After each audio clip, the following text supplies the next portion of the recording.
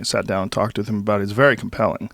And he's a very smart guy, and he's an entrepreneur himself. And when he starts talking about automation and how it's going to just eliminate massive amounts of jobs and leave people stranded, when I know you're a guy who thinks about the future, and I'm going to take the unpopular point of view on this. I think it's a non-solution to a non-problem. And I mean that in the sense that automation has been happening since the dawn of time. Man, when electricity came along, that put a lot of people out of work. Did it? Right? A lot of people carrying buckets of water and, lighting lamps and all those kinds of things. And this was the concern with factories as well, right? Everything. Literally every single thing that comes Even along. the printing press. Absolutely. Right? Sure. And what it does is it frees people up for new creative work. So the question is not, is automation going to eliminate jobs?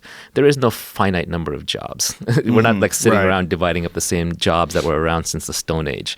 So obviously new jobs are being created, and they're usually better jobs, more creative jobs. So the question is, how quickly is this transition going to happen? And what kinds of jobs will be eliminated, and what kinds of jobs will be created?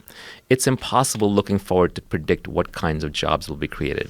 If I told you 10 years ago that podcaster was going to be a job, or that playing video games is going to be a job, or commentating on video games is going to be a job, you would have laughed me out of the room. Those are nonsense jobs, but yet here we are. So society will always create new jobs. Civilization creates new jobs, but it's impossible to predict what those jobs are.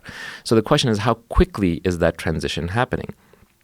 Well, the reality is, even though everybody keeps talking about this automation apocalypse, we're at a record low unemployment. Explain that.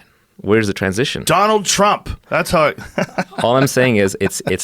I don't see it in the numbers. I don't see it actually happening. So the question is, how quickly can you retrain people? So it's an education problem. The problem with UBI, there's a couple of problems with UBI. One is you're creating a slippery slide transfer straight into socialism, right? The moment people can start voting themselves money combined with a democracy, then it's just a matter of time before the bottom 51 votes themselves everything in the top 49. Yes. And and by the way, slippery slope fallacy is not a fallacy. I know people like saying that, but they haven't thought it through.